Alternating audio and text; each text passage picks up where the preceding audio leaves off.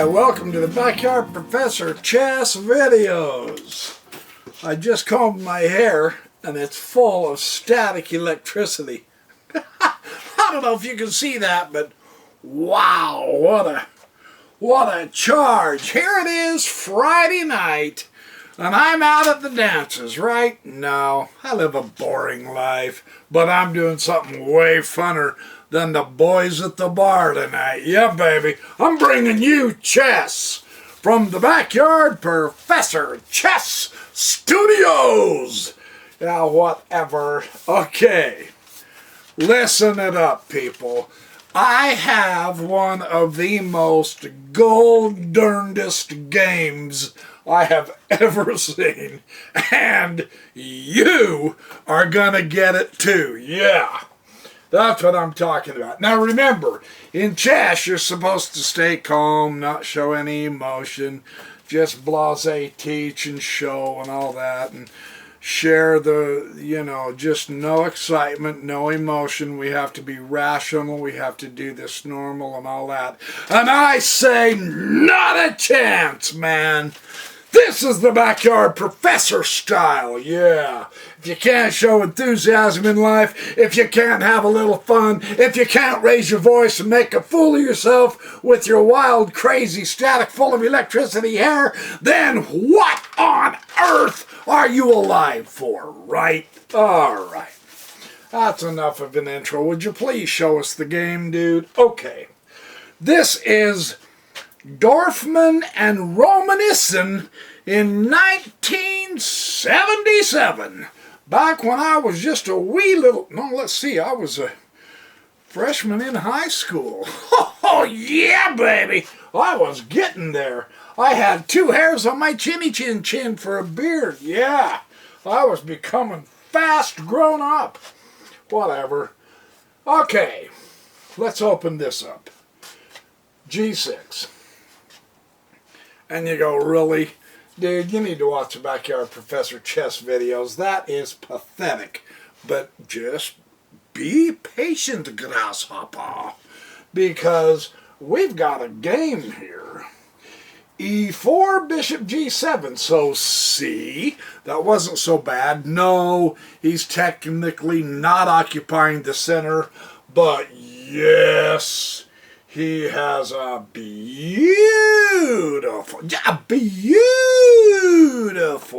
diagonal. I'm never going to live that down, am I? Oh, there's that guy that thinks he's so beautiful. Hey, it's Friday night and I'm missing the dances and beer with the boys, and I don't even drink. Okay, so this is not about opening. Let's just keep watching. Just be patient. Okay, now white is going to grab the center. Yeah, he's studied Aaron Nimzovich, right? Now, black's not falling behind. He's doing a more compact, tighter center, so there's nothing wrong with this. It's not as aggressive as some, but it doesn't have to be, really. And speaking of not aggressive, now all of a sudden black says, dude, I'm going to smack you upside the head. You pay attention to me. My bishop is going to make havoc of your side. Whew, holy cow. He's playing nonchalantly, and all of a sudden he pulls his sword out and, on guard, monsieur! So, what do you do with a guy like this? You develop in the center, don't you? Yeah. Bishop E3. Can you see the value of that move? Neither can I. That was bad. This guy would probably trounce me any day of the year. However, do notice something. Does it not appear that white is just simply developing to develop? And this is something that both Artur Yusupov and Jeremy Silman say is just a crime against chess nature.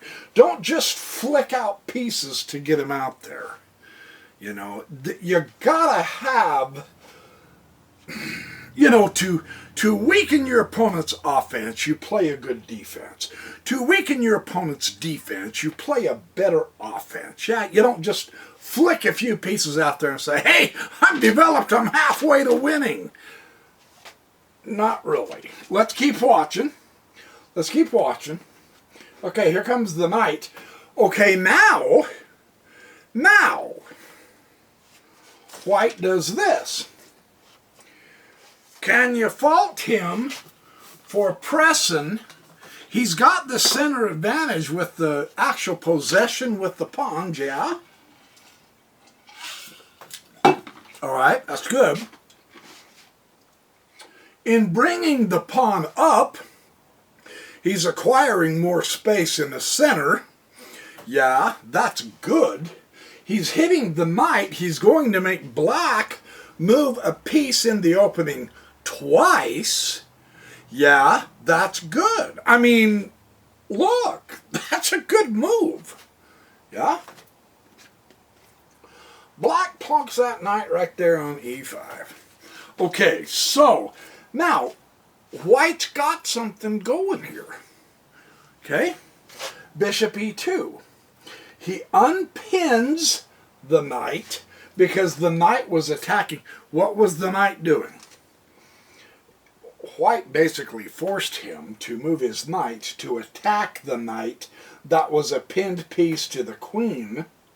So in a way, I mean, you say it forced white to develop the bishop, but on the other hand, white developed the bishop and now he can castle. So, you know, that's not bad. Yeah? He unpins the knight, right? So that's not bad. And now look at black. Black comes right at him. Black says, okay, let's do this. I will take the knight. And white responds. G takes f3.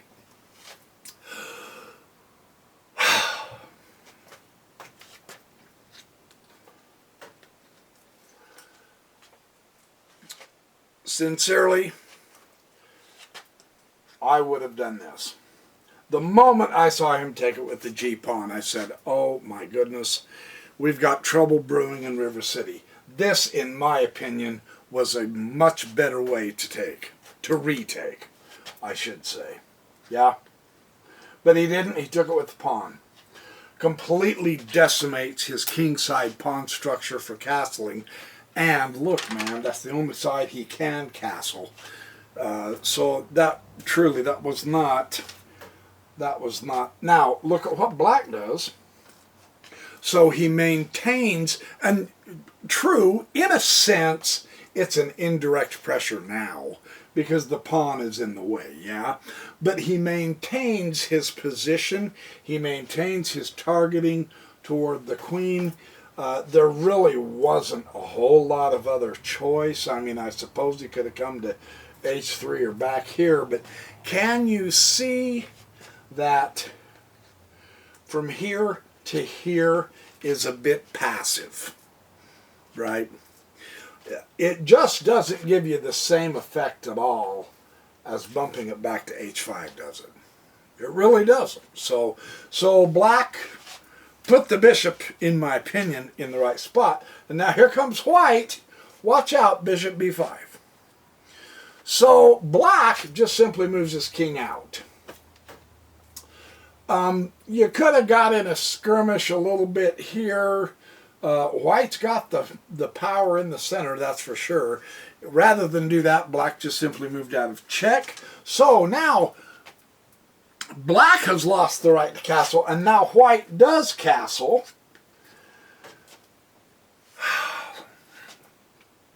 He castles. That's about as good as it gets, I suppose. Black will tight, compact center, challenging the space-gaining territorial acquisiting pawn for sure, e6. D will go ahead and take the e pawn. And the f pawn now. After this, what do you see? I see a chess game in progress. You are genius. Hang on, let me take a chug-a-lug.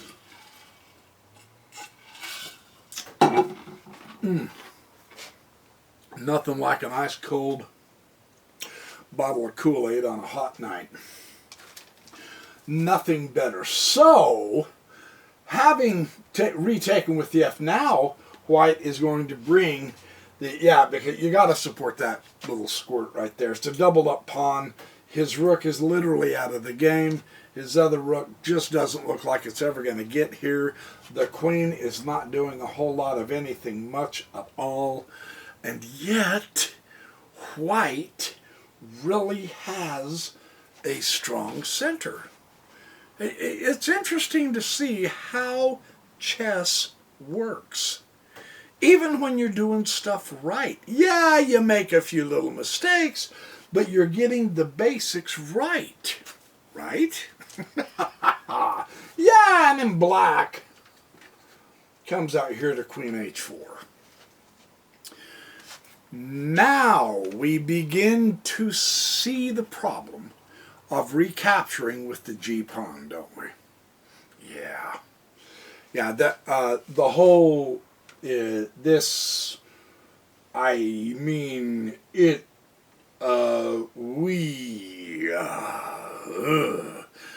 this gets ugly quick, right? If that wouldn't scare the pants off you, then you're not aware of what's going on. Black made a superb move here.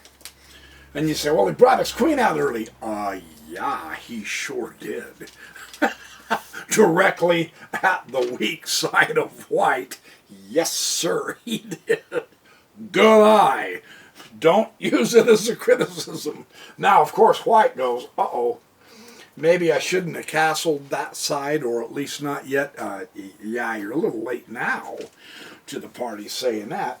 Now, black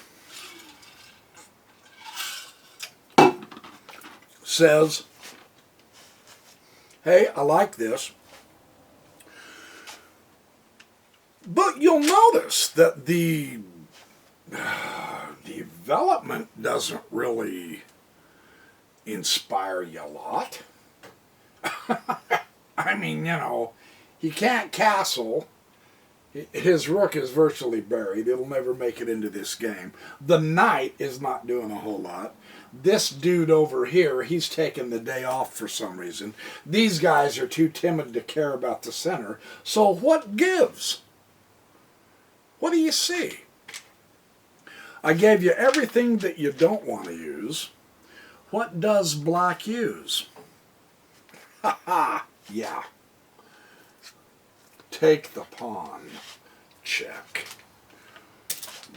Wow. Breathe. Breathe. Okay, hold on. Maybe it's not so bad after all.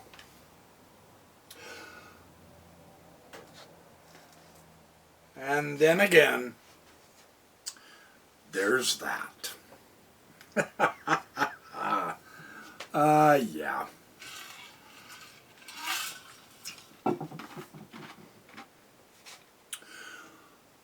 To me, the interesting thing in this game is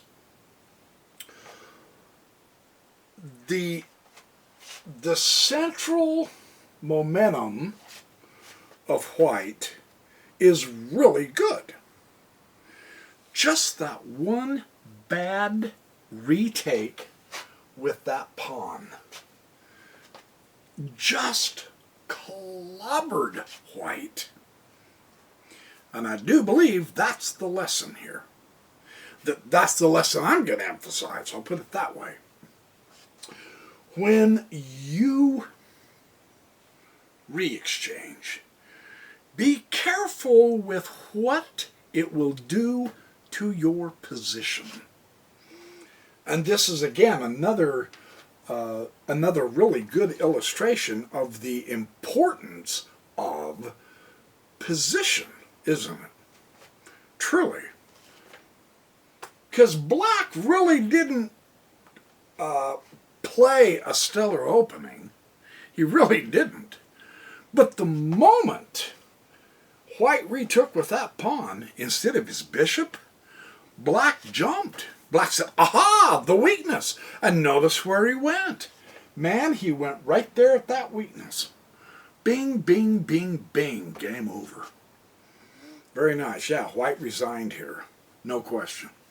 Okay, you guys. Fun stuff. I've got more chess videos. It's Friday night, and I hear the dance hall calling. I keep saying dance hall like I go dancing every Friday night. You guys, I haven't danced for decades. I am a three-legged duck out of water.